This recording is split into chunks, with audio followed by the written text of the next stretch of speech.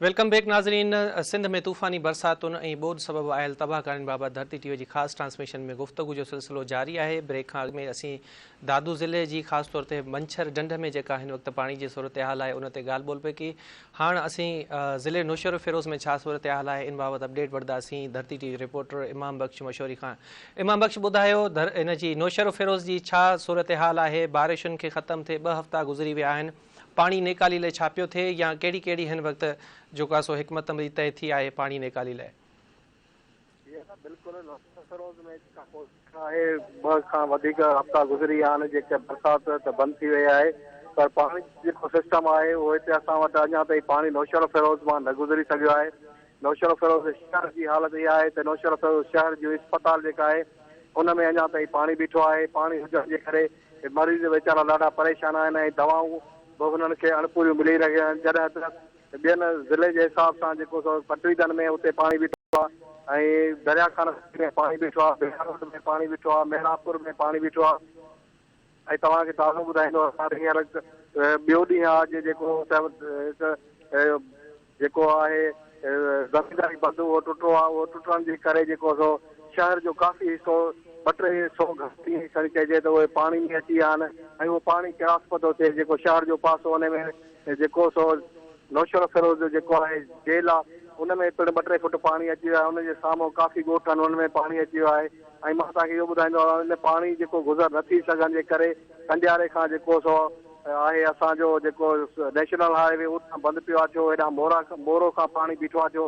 मोरे शहर खां ऐं हेॾां खां जेको सो ट्रैफिक तमामु जाम बीठी आहे थी, जितां जेके आहिनि शयूं उहे बि आवाम ताईं नथियूं पहुची सघनि ऐं ट्रैफिक जाम हुजण जे करे जेको शहरी को बीमार आहिनि उहे बि नथा पहुची सघनि। ऐं तव्हांखे मां इहो ॿुधाईंदो आहियां त असां वटि ज़िले में काफ़ी जेके टेंट सिटी क़ाइमु कई वई आहे। असांजे ज़िले में 4 क़ाइमु कयूं आहिनि, पर उन्हनि में माण्हू जेको सो अचण लाइ तयारु न आहिनि। जो रोडनि जी हालत ख़राबु हुजण जे करे माण्हू उते बि नथा अची सघनि ऐं जे बेयारूं मददगार वेठा आहिनि उहे पंहिंजे रोडनि ते वेठा आहिनि। उन्हनि खे न ख़ीमा मिली रहिया आहिनि, न दवाऊं मिली रहिया आहिनि, न खाधे पीते जी शयूं मिली रहिया आहिनि। उहे पाण परेशान आहिनि ऐं अस्पताल जी हालत ॿुधायां मां त हर शहर जी अस्पताल में जेको सो या किथे पाणी बीठो आहे, किथे दवाउनि जी खोट आहे। सरकारी अस्पताल जी हालत इहा आहे ऐं माण्हू प्राइवेट अस्पताल जो रुख कनि था त उते बि रश हुजण जे करे के माण्हू बेपहुच पैसा न हुजण जे करे उतां वापसि वञनि था। असांजे ज़िले में काफ़ी माण्हू अहिड़ा आहिनि जेके असां दायरे आहिनि जे हिसाब सां फौत थी चुका आहिनि, के बीमार आहिनि। बीमारी जी हालत में हुननि जी का बि मदद नथी थी सघी आहे, ख़ामोश लॻी वेठी आहे। जी अच्छा, उन खां अलावा इहो ॿुधायो त ही हाईवे ते जेका मुसलसल ट्रैफिक जाम थी रहे इन जो हिकु कारण छा आहे ऐं इहा केतिरनि ॾींहंनि में हाणे जेको आहे सेटअप थी वेंदो इन जो? इन जो नेशनल हाईवे जेको काफ़ी ॾींहंनि खां रोड क्रॉस पियो कयो, जंहिं करे कंडियारो खां हिकु पुल टुटी पिया आहे, जंहिंजे करे हिकु रोड थी वियो आहे, ॿिए रोड ते पाणी बीठो आहे जंहिंजे करे ट्रैफिक क्रॉस न पई थिए। ऐं मोरो खां बि हिकु रोड ते जेको पाणी बीठो आहे उन में खॾा पइजी विया आहिनि ऐं उतां हिकु रोड हले पियो ऐं ॿियो रोड बंदि बीठो आहे जंहिंजे करे ट्रैफिक क्रॉस न पई थिए ऐं गाॾियूं जेके बीठियूं उतां नंढी गाॾी क्रॉस ई कान थी थिए, पर वॾियूं गाॾियुनि जी एतिरी कतार आहे जेको 2-2 ॾींहं खे लॻी वञनि था। ठीकु आहे, वॾी महिरबानी इमाम बख़्श मशहूरी असांखे अपडेट कयो। समूरी सूरत हाल सॼी सिंध में इहा ई सूरत हाल आहे शबीर साईं, जिते किथे पाणी बीठो आहे थियो, पाणी अञा ताईं निकाल नथी सघियो आहे, पाणी खे लंघ नथो मिले ऐं पाणी बीहण जे करे मुख़्तलिफ़ जेके बीमारियूं आहिनि उन्हनि मुंहुं कढियो आहे। पर मां चवां थो पाणी निकाल हाणे थियणु शुरू थियो आहे। उनजो असां वटि वाज़ह मिसाल इहो आहे त असां वटि गुडू बैराज ते जेका हेठां दर्जे जी जेका रिकॉर्ड कई वई आहे, मुंहिंजे ॻोठ मां अञा पाणी निकाल न थियो। ॿुधिजो, हेठां जेको वाकिरो आहे गुडू सखर बैराज जो उहो 1 लख या 1.5 लख जे आस पास आहे। हाणे उहो जॾहिं तव्हां कोटड़ी बैराज ते पहुचो था त कोटड़ी बैराज ते हिन वक़्तु हेठां दर्जे जो जेको रिकॉर्ड करे वियो आहे वाकिरो उहो 6 लख आहे गुज़िरियल 3-4 ॾींहंनि खां वठी। हाणे तव्हां ॿुधायो त जेको सखर मां 1.5 लख पाणी निकिरे थो, 50,000 त रस्ते में ई ख़तमु थी वेंदो आहे। इहो पाणी सखर ऐं कोटड़ी जे विच में तमामु वॾो डिस्टेंस आहे, माना 1 लख क्यूसिक पाणी कोटड़ी ताईं पहुचणु घुरिजे, पर उहो पहुचे थो 6 लख क्यूसिक पाणी। हाणे इहो 5 लख क्यूसिक्स पाणी इहो जेको तव्हांजो ख़ैरपुर आहे, तव्हांजो गंबट आहे, तव्हांजो राणीपुर आहे, उनखां अॻिते तव्हांजो फैज़गंज आहे या ॿिया जेके इलाइक़ा आहिनि उन्हनि जो पाणी, उन सां गॾोगॾु नौशहर फिरोज़ जो पाणी, मोरे जो पाणी या मथियां ओलह साइड वारा जेके इलाइक़ा आहिनि, ज़िला आहिनि, तालका आहिनि, ॻोठ आहिनि, उन्हनि जो पाणी इहो सिंधु दरिया में 5 लख क्यूसिक पाणी गुज़िरियल केतिरनि ॾींहंनि खां उन में शामिलु थो थिए ऐं उहो पाणी कोटड़ी वटि वञी ज़ाहिर थिए थो।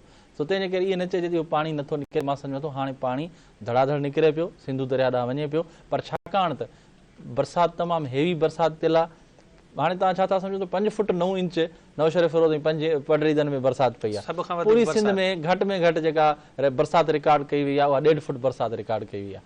हाणे इहो जेको एॾो वॾो पाणी आहे, हिकु इहो ॿियो मथां जेको बलोचिस्तान मां ईंदड़ 5 खां 7 या 8 लाख क्यूसेक्स पाणी आहे। हाणे हुनखे तव्हां मिलायो त हिकिड़ो वॾो समुंड आहे, दरिया न आहे, समुंड आहे। सॼी सिंध हिन महिल समुंड आहे, याने पंहिंजो हिंदुस्तान जी बॉर्डर खां वेंदे बलोचिस्तान जी बॉर्डर ताईं रुगो पाणी पाणी आहे। सिंध जो को इलाइक़ो पाणी खां वांदो न आहे, ख़ाली न आहे। तंहिंजे करे इहो पाणी हाणे निकाल थिए पियो, पर ज़ाहिर आहे हुनमें टाइम लॻंदो। पर असांजा ॻोठ ॿुॾल आहिनि, असांजा फसल ॿुॾल आहिनि, माण्हू वीचारा बेघर आहिनि, बेसरो सामान रोडनि ते ऐं बंधनि ते वेठल आहिनि, छाकाणि त तकलीफ़ में आहिनि। असां यकीननि सभु चाहींदासीं त पाणी जल्दी निकाल थिए ऐं अलाह साईं खां इहा दुआ आहे त वधीक बरसातूं न पवनि। पर हींअर जेके ख़बरूं हिन वक़्तु बि ताज़ा ख़बरूं अचनि पियूं त मीरपुर ख़ासि कोट गुलाम मोहम्मद इन इलाइक़नि में बरसाति थिए पई, बदीन ऐं साहिली पट्टी जेका आहे इहा सूरत हाल जेका आहे उहा ख़राबु आहे। हाणे बरसातुनि खां वधीक अलाह साईं पनाह में रखे, जेके बरसातूं इहे ईंदियूं इहे बरसातूं वधीक नुक़सानु ॾींदियूं। ठीकु आहे, मालूम कयूं था त अकरी मां पाणी निकाल थियो आहे न थियो आहे। मुज़फ़र शहर लाइन ते मौजूदु आहे। मुज़फ़र ॿुधायो अकरीअ जी छा सूरत हाल आहे ऐं पाणी केतिरी हद ताईं निकाल थी सघियो आहे? अकरी मां हिन वक़्तु ताईं बरसाति जो पाणी बिल्कुलु बि निकाल न थी सघियो आहे। अञा ॾींहुं ब ॾींहुं पाणी में जेको आहे सो इज़ाफ़ो थींदो पियो वञे। मां तव्हांखे ॿुधाईंदो हलां, अकरी शहर जेको आहे उन में ओलह तरफ़ जेको रोड आहे, अकरी लाखा रोड शहर जो जेको पासो आहे, उन पासे वारे शहर में तक़रीबन 300 खां 400 मीटर ताईं 2 खां 2.5 फुट रोड जे मथां पाणी शहर जी मेन बाज़ार में बीठो आहे, जिते रोज़ानो माण्हू शहर अचण जे लाइ उन पाणी मां गुज़री अचनि पिया। पर इंतिज़ामिया उन पाणीअ खे कढण जे लाइ के बि उपाउ न वरिता आहिनि। मथां वरी ॿियो जेको इहो ठरीमीरा में खानवा वारो कट हुयो, जेको पाणी सफ़र कंदो अचे पियो स्वीगेस खे ॿोड़े, तीरथण खे ॿोड़े, कोरकी खां जेको आहे सो कोरकी खां मेराणा खे ओवरटॉप करे ऐं रोड जेको आहे पाणी ॿिए पासे ते क्रॉस करे पियो। इहो पाणी बि अकरी तरफ़ ई अचे पियो, जेको अकरी खां थी वरी पकाचांग तरफ़ वेंदो। ईअं सम्झो त हिन वक़्तु ताईं अञा ताईं पाणी निकाल त न थी सघियो आहे, पर अञा पाणी जे वधण जो ख़तरो आहे ऐं पाणी में ॾींहुं ब ॾींहुं इज़ाफ़ो ईंदो पियो वञे। अच्छा, कहिड़ा कारण आहिनि पाणी निकाल न थी सघियो आहे ऐं इहो पाणी कीअं निकाल थींदो? इंतिज़ामिया वटि कहिड़ी हिकमत अमली आहे ऐं तव्हां बि तव्हांजा लोकल माण्हू आहियो, तव्हांखे छा थो लॻे त हीअ पाणी जेको आहे सो कहिड़े दग सां निकाल थींदो ऐं उन निकालीअ में कहिड़ियूं रंडकूं आहिनि? असुल मसइलो त इहो आहे त पाणी जो निकाल जो हिकिड़ो ई तरीक़ो आहे त इन पाणी खे फैज़गंज वाह जे थ्रू जेको आहे सो निकाल कयो वञे। फैज़गंज वाह में इन करे निकाल हिन वक़्तु नथो करे सघिजे जो मथां खां पाणी जेको आहे सो कोड जी छरीमीर वाह शहर जो पाणी निकिरे, फैज़गंज वाह में ऑलरेडी पाणी अचे पियो ऐं 2 ॾींहं पहिरियां जेको कोरकी खां कट लॻो हुयो उहो पाणी बि फैज़गंज वाह में आयो हुयो, जंहिंखां पोइ बंदि कयो वियो कट, पर उहो पाणी आहे। इन करे वाह ते माना पहिरियां खां ई कुझु पाणी जो दबाव आहे। जॾहिं कोड जी ठरीमीर वारो पाणी जेको आहे सो घटिबो, उन खां पोइ पाणी खे रस्तो मिलंदो त अकरी चुदगी जो पाणी निकाल करे सघिजे थो। इहो हिकु इहो ई तरीक़ो आहे त फैज़गंज वाह में निकाल करे। कुझु माण्हू पंहिंजे प्राइवेट तौर ते झटा हलाइण जी कोशिशि कनि पिया, पर उनखे बि पुछड़ी जा आवाज़गार अची उन्हनि खे रोकनि पिया त पाणी जो वाह में अॻु में ई दबाव आहे। पाणी पुछड़ी में फैज़गंज वाह जी जेका पुछड़ी आहे कोटलालू में उते काफ़ी नुक़सान करे पियो ऐं फ़िलहाल तव्हां माण्हू रोकनि पिया त जी त जटा न हलायो ऐं उहे प्राइवेट जटा बि बंदि कया था वञनि। अच्छा, हाणे फैज़गंज में त 4 वाह आहिनि, तव्हां ॿुधायो था त फैज़गंज जो वाह आहे जेको उन जे वसीले अकरी जो पाणी निकाल थी सघे थो, त बाक़ी जेके अली नवाज़ वाह, मीर वाह ऐं जेके 3 वाह बचनि था उहे कंहिं कमु अची सघनि था या कहिड़नि इलाइक़नि जा जेके पाणी आहिनि उहे इन्हनि वाहुनि वसीले निकाल करे सघनि था? मां तव्हांखे ॿुधाईंदो हलां त अकरी चोदगी शहर जो जेको पाणी आहे उहो पाणी 2 वाहनि में निकाल करे सघिजे थो, हिकु वीओ वाह में, ॿियो फैज़गंज वाह में। बाक़ी अंदरियो वाह ऐं अली नवाज़ वाह में अकरी जो पाणी त नथो निकाल करे सघिजे, पर आसपास जो पाणी जेको आहे उन्हनि वाहनि जे थ्रू जीअं ज़फराबाद जो पाणी थी वियो, ख्यारी जो पाणी थी वियो, त उहो पाणी जेको आहे सो उन वाहनि जे थ्रू निकाल करे सघिजे थो। बाक़ी अकरी चोदगी जेको यूनियन काउंसिल अकरी में पाणी आहे, उन सां लॻोलॻि जेका यूनियन काउंसिल जाफ़र ख़ान जलालानी आहे, उन्हनि जे पाणी जा निकाल जा इहे 2 वाह कमु अची सघनि था पिया, हिकु वीओ वाह, ॿियो फैज़गंज वाह। इन 2 वाहनि जे थ्रू पाणी निकाल करे सघिजे थो। यानी त हिन वक़्तु 2 वाहनि में पाणी ऑलरेडी हलंदड़ आहे, जेको मथां खां पाणी माण्हू शहरनि जो पाणी निकाल थिए पियो। शहरी मीरवा ते काफ़ी फोकस लॻो पियो आहे इंतिज़ामिया जो, उतां जो पाणी निकिरे पियो, कोटड़ी खां पाणी अचे पियो। उन्हनि ॿिन्ही पाणी जे करे पहिरियां खां ई वाहन ते पाणी जो दॿाउ आहे। इन करे हिन पाणी खे करण जे लाइ इंतिज़ामिया फ़िलहाल तहरुक में नज़र बिल्कुलु न पई अचे। अच्छा, इंतिज़ामिया सां तव्हांजी ॻाल्हि ॿोल थी आहे त केतिरनि ॾींहंनि जे अंदरि ही पाणी निकाली जो कमु शुरू थी सघे थो? इंतिज़ामिया सां कुझु ॻाल्हि ॿोल थी, जंहिं तहत इंतिज़ामिया इहो चयो हुयो त 2 ॾींहंनि जे अंदरि पाणी निकाल करण जो कमु शुरू कयो वेंदो, पर अहिड़ी का सूरत हाल नज़र कोन पई अचे, न का मशीनरी आई आहे, न को अहिड़ो ई को सिस्टम नज़र पियो अचे जंहिं तरह लॻंदो हुजे त अखिरी समय ते समूरे तालुके फैज़गंज मां किथे पाणी कढण जे लाइ को इंतिज़ामिया उपाउ वठे पई। फ़िलहाल अहिड़ी का बि मतिलबु हुकूमत जी इंतिज़ामिया जी सतह ते काई अहिड़ी चुरपुर नज़र न पई अचे। अच्छा, हाणे हिकु त असांखे इहो ॿुधायो त अकरीअ में रिलीफ ऑपरेशन जेको आहे उनजी छा सूरत हाल आहे, प्लस में केतिरा माण्हू आहिनि जेके दरपदर थिया आहिनि या हिन वक़्तु कैंपुनि में पनाह वरिती आहे उन्हनि?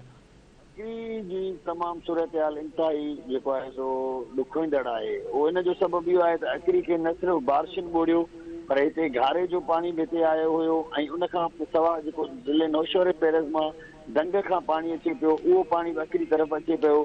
इन करे यूनियन काउंसिल अकरी मुकमल तौर ते जेको आहे सो फसलनि जे हवाले सां, घरनि जे हवाले सां मुकमल तौर ते जेको आहे सो नुक़सान जे हेठि आहे। ऐं जेको आहे सो काफ़ी माण्हू जेके आहिनि से अकरी चोदगी खे छॾे करे मुख़्तलिफ़ शहरनि में हिजरत करे हलिया विया आहिनि, उते वञी वेठा आहिनि। काफ़ी माण्हू जेके हिते मौजूदु आहिनि उहे तक़रीबन रोडनि ते वेठा आहिनि। रिलीफ जो सरकारी सतह ते त को बि कमकार नज़र न पियो अचे। शुरू में जेके कैंपूं डिक्लेयर थियल हुयूं उते कुझु ॾींहंनि जे लाइ चांवर पकल उते अचनि पिया, जेके बाद में बंदि कया विया हुया। कुझु सोशल माण्हू, कुझु जेके समाजी माण्हू आहिनि, पंहिंजी मदद पाण तहत मुख़्तलिफ़ माण्हुनि खां, मुख़्तलिफ़ तंज़ीमुनि खां कुझु डोनेशन्स वठी या मुख़्तलिफ़ कैंप्स ऑर्गेनाइज़ कनि पिया, मेडिकल कैंपूं ऑर्गेनाइज़ कनि पिया या मुख़्तलिफ़ जेको आहे सो राशन वग़ैरह ॾियनि पिया। अॼु बि हिकु समाजी तंज़ीम हुई, हुन जेको आहे सो अकरी चोदगी में 180 माण्हुनि खे जेको आहे सो राशन। ठीकु आहे, वॾी महिरबानी मुज़फ़र तफ़सील बाबति आगाह करे पियो।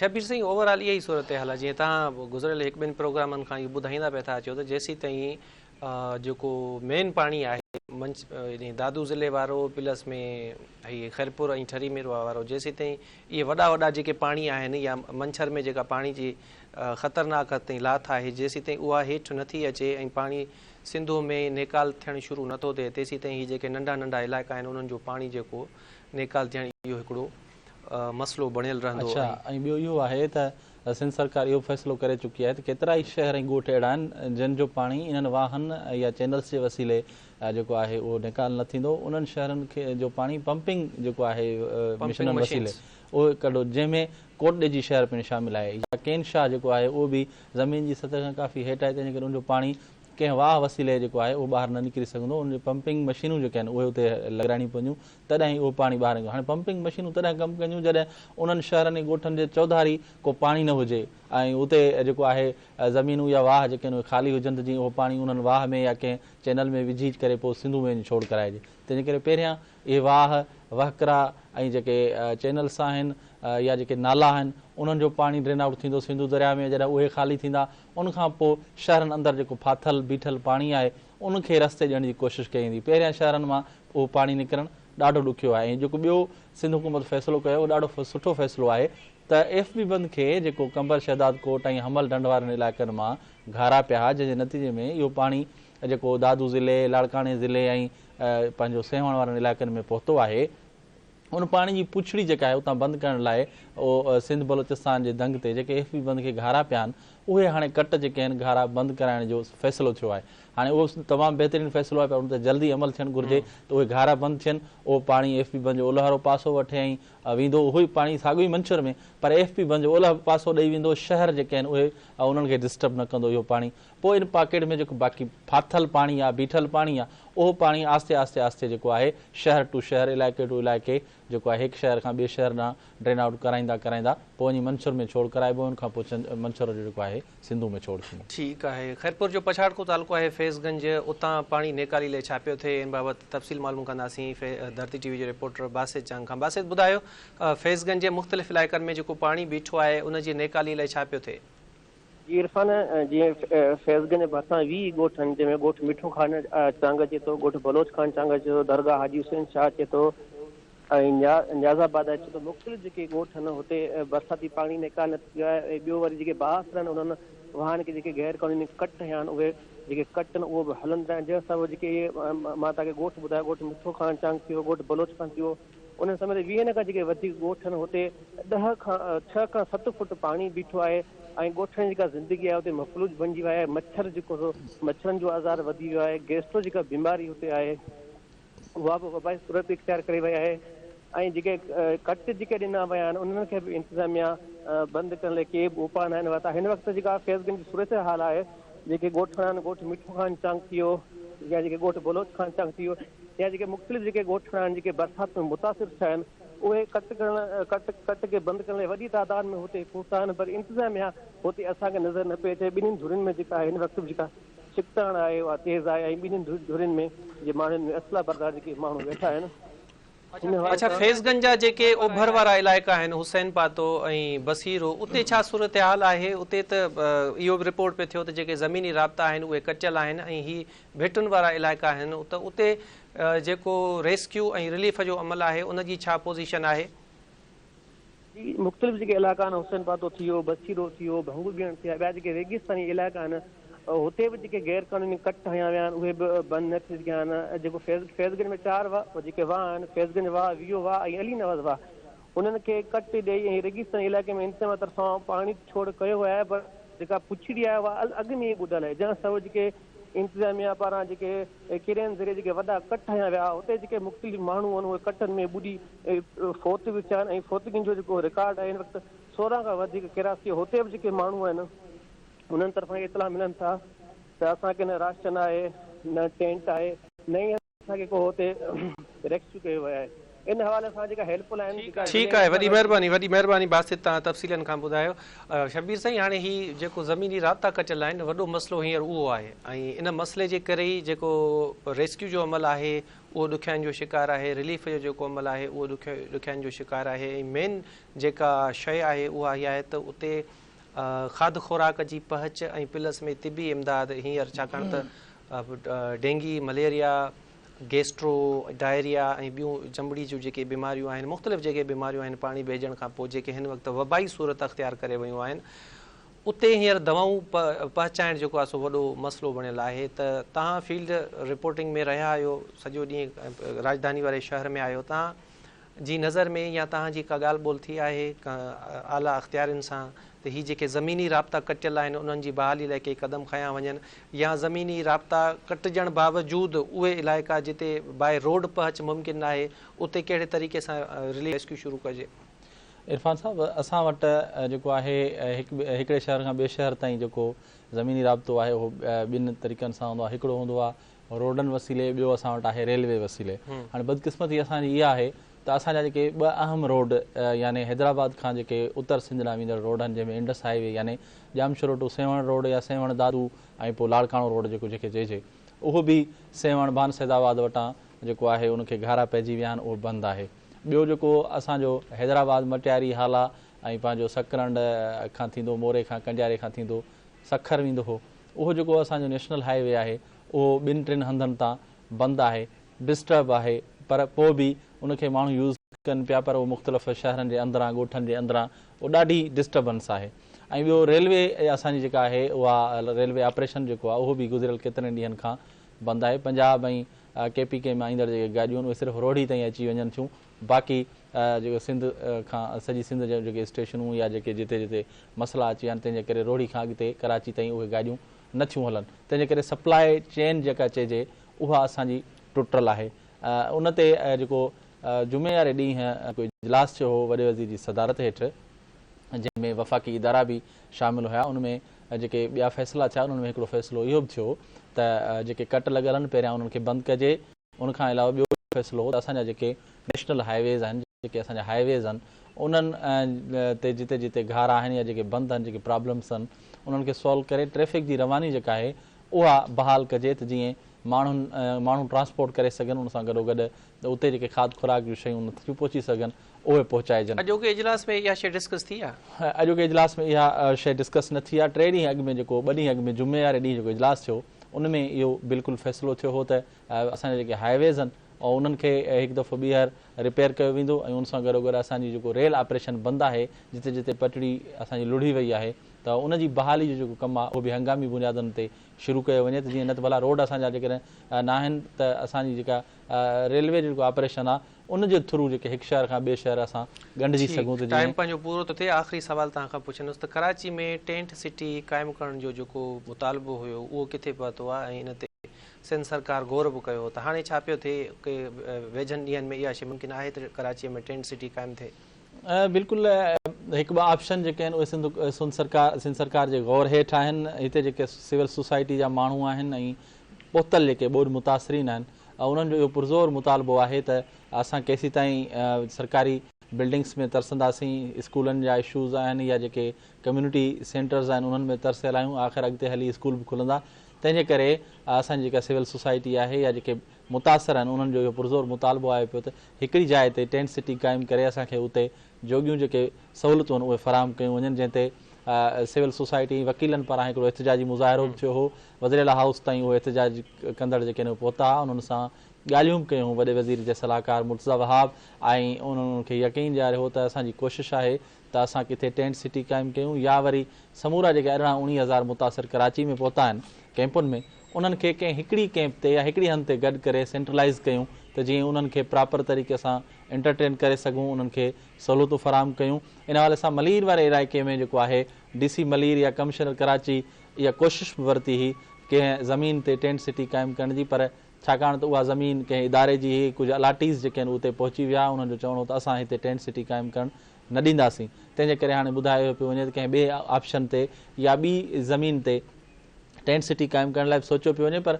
गॾोगॾु वॾे वज़ीर इहा बि हिदायत कई आहे जेकॾहिं टेंट सिटी लाइ का जॻह या हंधि नथो मिले त क्या अहिड़ी बिल्डिंग ॾिसो, को अहिड़ो हंधि ॾिसो जिते इन्हनि समूरनि 18-19 माण्हुनि खे हिकु हंधि गॾु कजे, सेंट्रलाइज़ करे त जीअं उन्हनि खे प्रॉपर तरीक़े सां हिकिड़ी जाइ ते असीं ट्रीट कयूं। हिकिड़ो इशू ॿियो बि आहे त कराची में त ही जेके कुझु हज़ार माण्हू आहिनि जेके 41 टोटल कैंपूं आहिनि उन्हनि में माण्हू जेको आहे सो रहनि था या उन्हनि खे तरसायो वियो आहे, पर हिकिड़ो मेन इशू इहो आहे त मुख़्तलिफ़ शहरनि जा जेके माण्हू आहिनि उहे कराची लॾे आया आहिनि, पर उहे टेंट सिटी बदिरां या ख़ैमनि में या सरकारी कैंपनि बदिरां उन्हनि पंहिंजा मसवाड़ ते घर वरिता आहिनि। ऐं मां सम्झां थो त जेतिरा माण्हू हिन वक़्तु सरकारी कैंपनि में आहिनि उनखां मुमकिन आहे त 2 या 3 ते उन्हनि जो जेको तादादु आहे उहो प्राइवेट जॻह ऐं मसवाड़ ते जॻह वठी वेठो हुजे ऐं उनजी जेका रजिस्ट्रेशन जे लाइ अञा ताईं सिंध हुकूमत के बि क़दम न खयां आहिनि, छाकाणि त जेके मुतासिरनि जा अंग अखर पधरा कया पिया था वञनि उहे उन्हनि मुतासिरनि जा आहिनि जेके कराचीअ जे सरकारी कैंपुनि में आहिनि। इन जे करे सिंध सरकार खे इन जे लाइ को तरीक़ेकार जोड़णो पवंदो त उहे माण्हू जेके असीं उन्हनि खे चऊं त सफ़ेद पोश माण्हू खणी चऊं जेके कराची आया आहिनि ऐं उहे पंहिंजी मसवाड़ जे जायुनि ते रहनि था, पंहिंजे मिटनि माइटनि खे जेके तरसाए वेठा आहिनि त उन्हनि जी जेको रजिस्ट्रेशन जे लाइ बि को तरीक़ेकार ज़रूरु मुतालिफ़ कराइणु खपे। अॼोको टाइम असांजो पंहिंजो पुॼाणी ते पहुतो। इनशाला सुभाणे ॿीहर तव्हांजी ख़िदमत में हाज़िर थींदासीं। तेसीं ताईं इजाज़त ॾींदा। अल्लाह हाफ़िज़।